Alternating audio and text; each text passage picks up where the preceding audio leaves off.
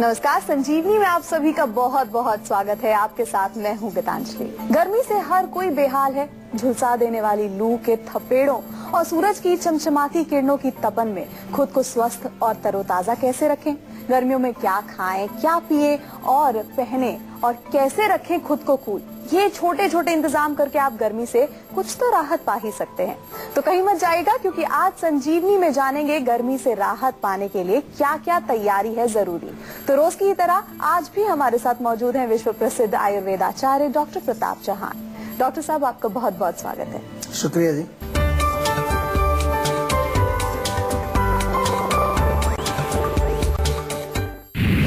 गर्मी में कूल रहने के लिए कैसा हुआ आपका पहनावा, कैसा हुआ आपका खान पान और कैसा हुआ आपका लाइफस्टाइल, ताकि गर्मी सेहत पर ना पड़े भारी। डॉक्टर साहब, सेहत के लिहाज से गर्मी को बीमारियों का मौसम कहा जाता है, तो ऐसे में रहन सहन की आदतों में क्या बदलाव करें जो गर्मियों का बुरा असर सेहत पर ना पड़े? देखिए, रहन सहन की अगर बात करें तो आयुर्वेद में हम ऋतुचर्या एक शब्द आपको बार बार बताते हैं कि जो ऋतु है उसके अनुसार आपका रहन सहन होना चाहिए। बहुत इंपॉर्टेंट चीज है, इस पर ध्यान देना चाहिए। और लाइफस्टाइल अगर हम देखें तो आजकल हमारा लाइफस्टाइल बहुत ही जो है इर्रेगुलर हो गया है। मतलब कोई हमारा किसी चीज का कोई फिक्स टाइम नहीं होता है। सोने का टाइम नहीं, खाने का टाइम नहीं, उठने का टाइम नहीं है। तो खास तौर से गर्मियों में अगर हम देखें तो हमारा लाइफस्टाइल बिल्कुल ऐसा रहना चाहिए कि हमें जो है गर्मी से ज्यादा हमें बचने की कोशिश करनी है। तो गर्मियों में आपने देखा है दिन काफी बड़ा होता है, तो कोशिश करें कि दोपहर के टाइम बाहर ना निकला जाए। जो भी काम करें वो सुबह शाम करें तो ज्यादा अच्छा है। और विशेष रूप से जो लोग वर्कर्स होते हैं, लेबर्स जो होते हैं, उनको भी अगर ये पॉसिबल होता है कि दोपहर को 3-4 घंटा बेशक वो ड्रॉप करें, 2-3 घंटे ड्रॉप करके सुबह शाम करें। सोने का टाइम निर्धारित करना चाहिए। आमतौर पर लोग सोचते हैं कि गर्मियों में देर तक हम जग सकते हैं क्योंकि जो है मौसम बड़ा अच्छा है, गर्मी पड़ रही है, तो ऐसा नहीं है। टाइम से सोना चाहिए, सुबह टाइम से उठना चाहिए। बल्कि सुबह गर्मी में उठ करके अगर आप थोड़ा सैर करने जाएंगे, थोड़ा सा प्राणायाम व्यायाम वगैरह करेंगे तो उससे आपको बहुत लाभ मिलता है। और सबसे इम्पोर्टेंट चीज है कि खाने पीने में विशेष ध्यान रखना चाहिए। गर्म चीजों का सेवन नहीं करना है, पानी वगैरह पीते रहना चाहिए ताकि बॉडी में ठंडक बनी रहे। गर्मी के मौसम में हल्का खाना खाने और तेल मसालों से दूर रहने की सलाह दी जाती है, पर क्या आपको मालूम है कि इन दिनों भरपूर मात्रा में मौसमी फल और सब्जियां खाने की सलाह क्यों दी जाती है? इस बारे में हमें बताएंगे डॉक्टर साहब। डॉक्टर साहब जी बताएं।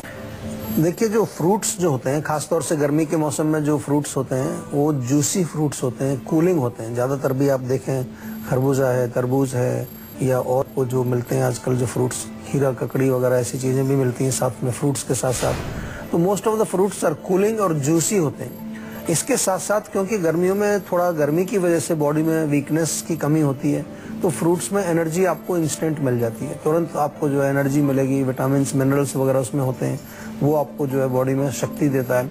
और सबसे अच्छी चीज है कि पचने में बहुत आसानी रहती है।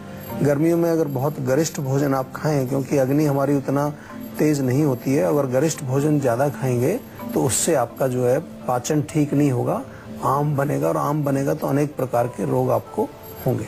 मॉडर्न लाइफस्टाइल और बढ़ता प्रदूषण शरीर में टॉक्सिन्स की मौजूदगी को बढ़ा देता है, तो डॉक्टर साहब ऐसे में डिटॉक्सिफिकेशन के लिए क्या करें? जी देखिए, डिटॉक्स के तरीके जो आयुर्वेद में हैं, आपको मालूम है हमारे यहाँ पंचकर्म चिकित्सा होती है जो पूरा डिटॉक्सिफिकेशन बॉडी का होता है। तो थोड़ा सा जो है मालिश जरूर किया करें सिर में, और मालिश के साथ साथ थोड़ा अगर पसीना बॉडी में आ जाए, स्वेदन जिसको हम कहते हैं, पसीना तो आसानी से आ जाता है। आजकल गर्मी में आप 2-4 मिनट बाहर जाएं तो तुरंत पसीना आएगा आपको। लेकिन होता क्या है कि आजकल लोग बड़े आरामदेह हो गए हैं, बिल्कुल पूरा एयर कंडीशनर में रहते हैं, हर जगह, गाड़ी में, घर में, ऑफिस में, तो पसीना निकलता नहीं है उनका बिल्कुल। तो पसीना जरूर निकलना चाहिए। पेट साफ रहना चाहिए। अगर पेट साफ नहीं होता है तो उसके लिए क्या करेंगे आप? डिटॉक्स सबसे बढ़िया त्रिफला चूर्ण है, इजीली अवेलेबल है। त्रिफला की टेबलेट जीवा में मिल जाती है, वो भी आप ले सकते हैं, तो उससे पेट साफ रहेगा। और नीम बहुत अच्छा रहता है, नीम के ताजे पत्ते खा सकते हैं। हमारे यहाँ जीवा में तो नीम का पूरा पैक हमने बनाया है। नीम का जो है सिरप है, नीम की टेबलेट्स अवेलेबल हैं, और इसके साथ साथ नीम का फेस वॉश है, नीम का शैम्पू भी है, और नीम से ही बने हुए अन्य उत्पाद हैं जो साबुन टाइप के, वो सब आपको मिलते हैं। तो गर्मी के मौसम में आपको अगर नीम से बने जो उत्पादों को प्रयोग करेंगे तो नीम के अंदर वो क्वालिटी होती है कि वो टॉक्सिन्स को भी नष्ट करता है, डिटॉक्स भी करता है और साथ साथ आपके बॉडी के अंदर जो है, जो अंदर छोटे छोटे स्रोतस हैं, चैनल्स हैं, उनको भी शुद्ध करता है और साफ करता है। गर्मियों में लोगों को गुस्सा और चिड़चिड़ापन बहुत होता है। कुछ लोग इस मौसम में व्यायाम और योगा करना छोड़ देते हैं। तो डॉक्टर साहब, कैसे योगा करने से और ध्यान से इस मौसम में चिड़चिड़ेपन से बचा जा सकता है? देखिए, डेफिनेटली जो योग है, आमतौर पर पहले तो योग अपने आप में ही कूल है, क्योंकि योग में आपको कोई बहुत ज्यादा हेक्टिक एक्सरसाइज नहीं करनी होती। डेफिनेटली बहुत स्ट्रेचिंग होती है, बॉडी के पोस्चर्स होते हैं। तो योग और योग का जो नियम है, आपने अगर उसको अच्छी तरह समझा है, योग में ये कहा जाता है कि योग जब आप करते हैं, आसन जब आप करते हैं, तो बॉडी को बहुत ज्यादा आपको एक्सर्ट नहीं करना है। आप कभी किसी भी समय आपका श्वास जो है वो तेज नहीं होना चाहिए, नॉर्मल ब्रीदिंग आपकी रहनी चाहिए।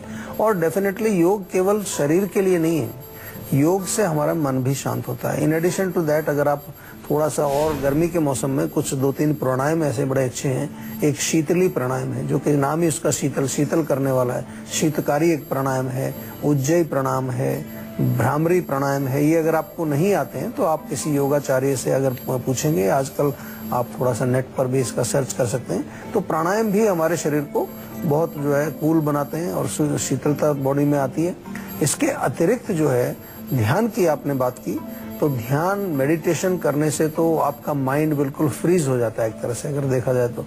और ध्यान करते समय यदि आप थोड़ा विजुअलाइज भी करें, आप अगर ऐसा अपने मन के अंदर सोचें कि भाई मेरा शरीर जो है वो गर्मी से उसको राहत मिल रही है, मेरा शरीर ठंडा हो रहा है, तो आपको वास्तव में ही जो है, चाहे बेशक गर्मी पड़ रही है, उसमें आपको ठंड लगने लगती है। इस प्रकार के काफी एक्सपेरिमेंट्स भी हुए हैं। तो इसलिए योग और प्राणायाम और ध्यान ये गर्मी में जरूर करना चाहिए, छोड़ना नहीं चाहिए। कुछ लोग छोड़ देते हैं क्योंकि बहुत गर्मी पड़ रही है, कौन जाएगा पार्क में, कौन जाएगा बाहर, कौन निकलेगा, बाहर निकलते पसीना आता है, लोग अंदर ही रहना पसंद करते हैं। लेकिन छोड़ना नहीं चाहिए गर्मी में, बल्कि अवश्य करना चाहिए, जरूर करना चाहिए। गर्मी के मौसम के लिए कहा जाता है कि खाना कम खाएं और तरल चीजों का सेवन ज्यादा करें। साथ ही डॉक्टरों का भी कहना होता है कि गर्मियों में हमें भोजन को खाना नहीं बल्कि पीना चाहिए। तो डॉक्टर साहब, ऐसा क्यों और पानी की कमी क्यों ना होने दें? देखिए, पानी की कमी इसलिए नहीं होने देनी चाहिए शरीर में क्योंकि गर्मी का मौसम है, बाहर टेम्परेचर बहुत ज्यादा है और खास तौर से हमारे भारत देश के अंदर तो गर्मी बहुत पड़ती है, 40-45 डिग्री के आसपास ही टेम्परेचर रहता है।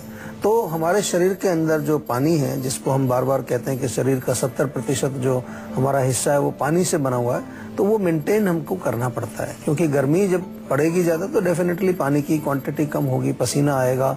या पसीना आपको नहीं भी आ रहा है, आप कहें कि मैं तो अंदर ही रहता हूँ, हमेशा पंखे में रहता हूँ, कूलर में रहता हूँ, लेकिन फिर भी जो है वो मौसम का प्रभाव तो होता है। चाहे बाहर जैसे कि ठंड जब पड़ती है तो आप कितना ही कपड़े पहने हो, ठंड तो लगेगी ना आपको। इसी तरह से जो है गर्मी का प्रभाव जो है वो हमारे शरीर पर जरूर पड़ता है। तो इसलिए तरल पदार्थ लेने चाहिए। और जो जैसा कि आपने कहा कि डॉक्टर लोग भी कहते हैं कि भोजन को खाना नहीं पीना चाहिए, उसका मतलब ये होता है कि उसको चबाना चाहिए अच्छी तरह से। तो चबाने से क्या होगा कि वो मुंह के अंदर आपका सलाइवा वगैरह अच्छी तरह से मिक्स होगा, तो पचने में आसान रहता है। इसलिए वो कहते हैं drink your solids and eat your liquids, ऐसा एक कहावत है। तो जो भी आप भोज्य पदार्थ लेते हैं, जो ठोस पदार्थ हैं, सॉलिड्स हैं, उनको इतना चबाएं कि वो लिक्विड बन जाए और फिर पानी की तरह नीचे चले जाए। और खास तौर से गर्मी के मौसम में, जैसा मैंने अभी बताया पहले भी आपको, कि क्योंकि अग्नि उतनी तेज नहीं होती है, पाचन थोड़ा सा कमजोर होता है, तो हमारी जठराग्नि को भी ज्यादा काम नहीं करना पड़ेगा और भोजन हमारा आसानी से पच भी जाएगा और बॉडी के अंदर एब्सॉर्ब भी हो जाएगा। डॉक्टर साहब, जो सूरज की तपती किरणें होती हैं वो हमारी त्वचा की जो नमी है वो सोख लेती हैं, जिस वजह से हमारी त्वचा जो है वो झुलस जाती है। तो आयुर्वेद के जरिए हम त्वचा की नमी कैसे बनाए रख सकते हैं? देखिए, आयुर्वेद में तो बहुत सारी चीजें हैं, आपके घर में बहुत सारी चीजें उपलब्ध हैं जिनको अगर आप यूज करें तो उससे आपकी त्वचा की नमी भी बनी रहेगी। सबसे पहले तो इंटरनली हमको हमेशा ध्यान रखना है, केवल बाहर लगाने से नहीं होता। बाहर आप कोई चीज मॉइस्चराइजर लगाते रहें और अंदर जो है पानी की कमी है, अंदर ड्राइनेस है, तो अंदर आपको लिक्विड्स जरूर लेने हैं प्रॉपर। जो है आजकल जो गर्मी के मौसम में अनेक प्रकार के जो हमारे जो पेय पदार्थ हैं उनका सेवन करना है। सत्तू है, नारियल पानी है या ठंडाई इत्यादि है, इनका सेवन करना चाहिए आपको। और चाय कॉफी ज्यादा नहीं लेनी चाहिए। चाय कॉफी पीने से गर्मी बढ़ेगी बॉडी में, तो आपकी त्वचा और ज्यादा सूख जाएगी। अब एक्सटर्नल एप्लीकेशन के लिए बहुत सारी चीजें हैं। खास तौर से अगर त्वचा को आपने ग्लो बना करके रखना है तो गुलाब जल आप ले लीजिए, गुलाब जल में थोड़ा सा बेसन मिला के पेस्ट बनाइए, उसको चेहरे पर लेप लगा करके 15-20 मिनट तक छोड़ दीजिए आप। उसके बाद उसको वॉश कर लीजिए। एलोवेरा ताज़ा अगर मिले, ताज़ा जो आपका जेल होता है उसका अंदर का गूदा, उसको लगाएं, बहुत बढ़िया रहता है, उससे भी काफ़ी फर्क पड़ता है। मुल्तानी मिट्टी भी लोग प्रयोग करते हैं। मुल्तानी मिट्टी को कुछ घंटे भिगो दीजिए पीस करके पानी में, फिर उसका पतला सा लेप आप चेहरे पर लगाएं, त्वचा पर लगाएं, दैट इज़ वेरी बेनिफिशियल। और जैसा कि हम बार बार समझाते हैं आपको कि कुछ ऐसे प्रोडक्ट्स बने बनाए भी हैं, जैसे जीवा का हमने नीम का एक फेस वॉश बनाया, वो आप लगा सकते हैं। कुकुम्बर वाटर आपको मिल जाएगा, रोज वाटर आपको मिल जाएगा, कूलिंग चीज़ें सारी।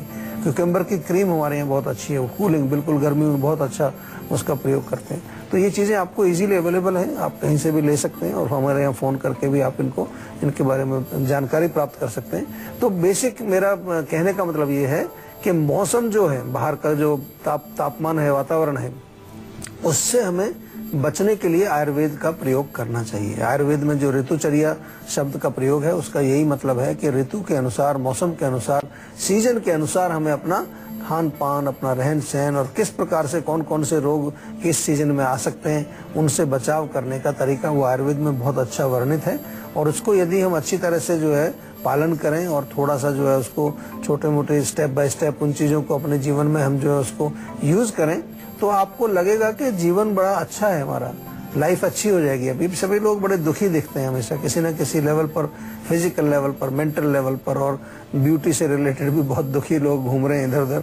तो आयुर्वेद में वो शक्ति है कि अगर आप आयुर्वेद के जो बेसिक प्रिंसिपल्स हैं, जो खाने पीने के, लाइफस्टाइल के, या जो हमारे जो बॉडी से संबंधित जो प्रोडक्ट्स भी जो हम बनाते हैं, तो वो आयुर्वेद के प्रोडक्ट्स जो हैं वो आपको हर तरह से फिट बनाते हैं, सुंदर बनाते हैं और आपकी हर तरह से सुरक्षा रखते हैं। कपड़े न केवल मौसम की मार से हमारी सुरक्षा करते हैं, बल्कि हमें आकर्षक लुक भी देते हैं। इस मौसम में एक तो तेज धूप और उस पर से पसीना आना, ऐसे में कपड़ों का चयन काफी सोच समझ कर करना चाहिए।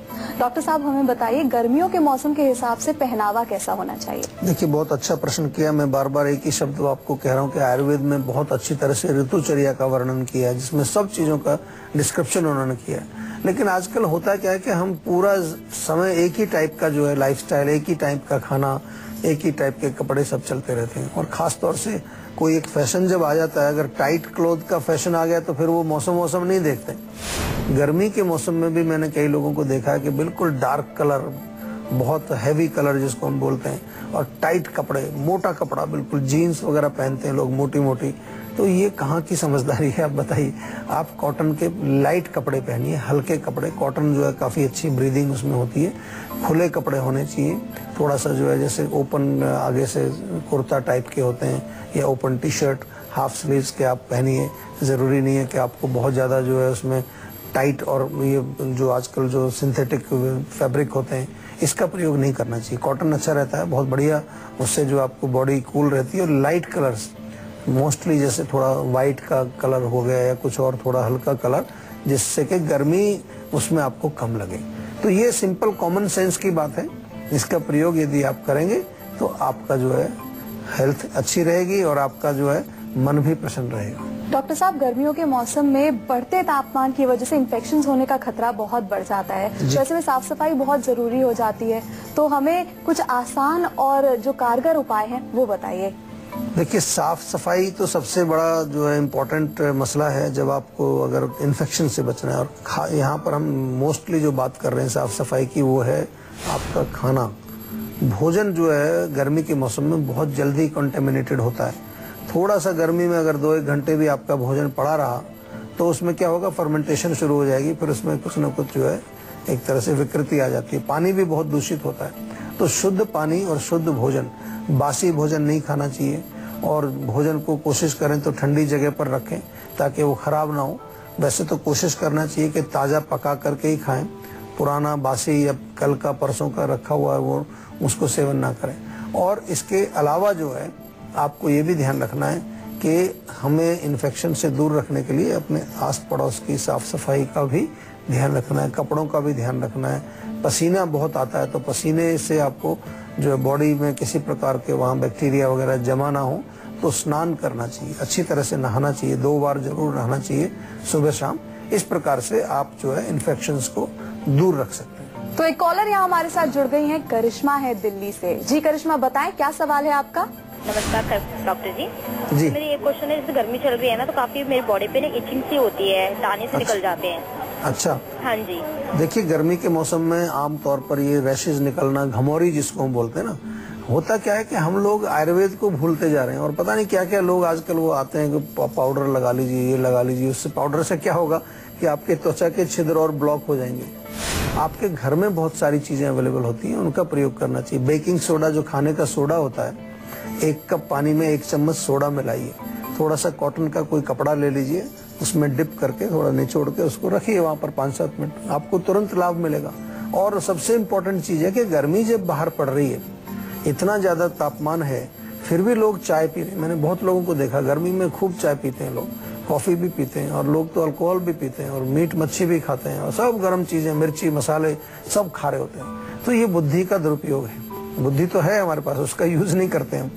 कभी भी जब आपकी मान लो गाड़ी भी बहुत हीटअप हो जाती है तो उसको थोड़ी कूलिंग करते हैं, पानी डालते हैं, उसमें हम कोई चाय थोड़ी डालते हैं। आयरन की कमी कई बीमारियों को जन्म देती है, लेकिन अगर इसकी मात्रा अधिक हो जाती है तो इसके परिणाम बेहद चिंताजनक हो जाते हैं। ब्रेक के बाद संजीवनी टिप्स में डॉक्टर साहब आपको बताने वाले हैं कि कितना घातक हो सकता है ज्यादा आयरन की गोलियां खाना।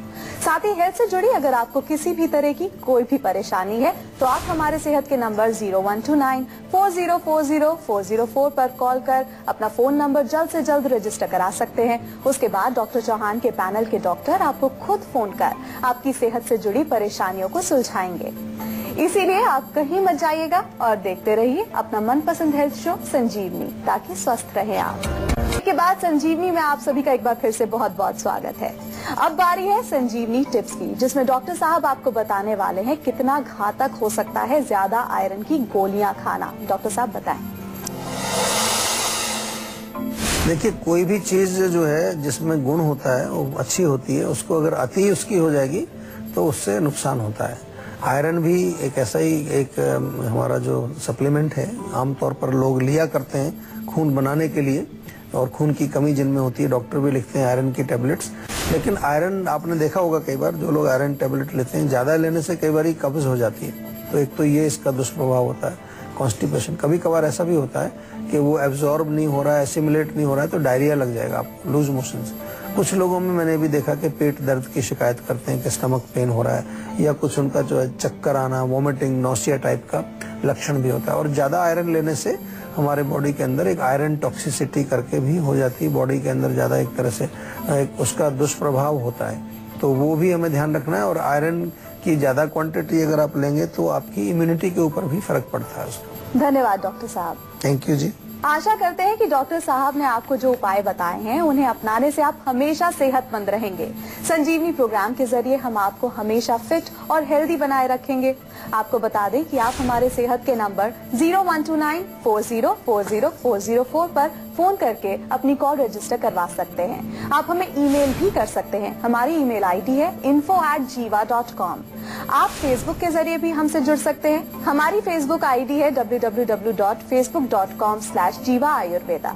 तो इसी उम्मीद के साथ कि आप हमेशा खुश रहें, स्वस्थ रहें। अगले एपिसोड में फिर होगी मुलाकात। अब मुझे यानी गीतांजलि को दीजिए इजाजत। नमस्कार।